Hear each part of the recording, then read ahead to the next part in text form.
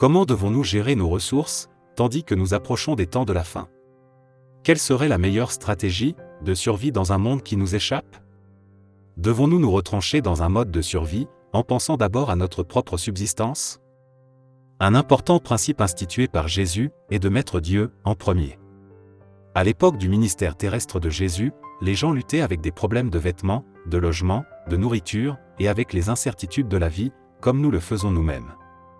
Mais, votre Père céleste sait que vous en avez besoin, dit Jésus.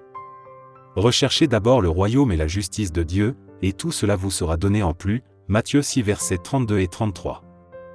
Lorsque nous devons faire face à des menaces importantes, comme le roi Josaphat, nous devons choisir d'amener nos familles et nos églises à rechercher d'abord le Seigneur, dans la prière et dans le jeûne, et à croire en ses prophètes.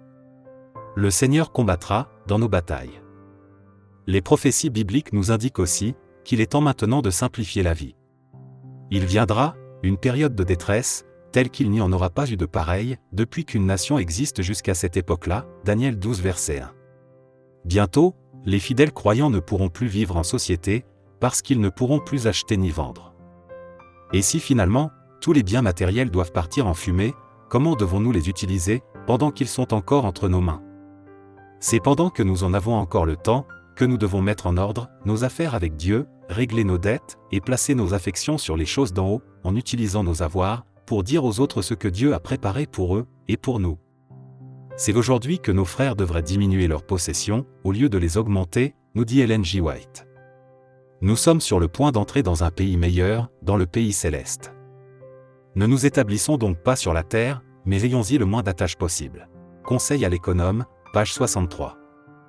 Un autre principe à instituer en anticipation des temps difficiles est de faire confiance à Dieu.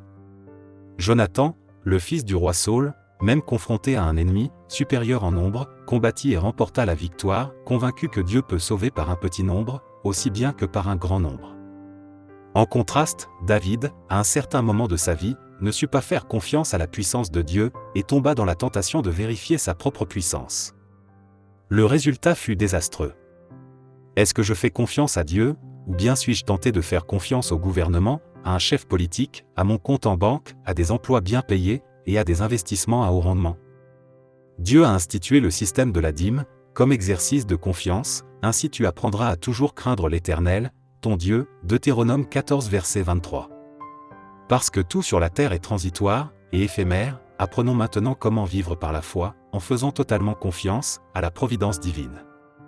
Tandis que nous croissons dans la foi, en pratiquant la dîme et les offrandes régulières, étudions la Bible chaque jour, et apprenons en davantage sur la gestion, dans les temps difficiles.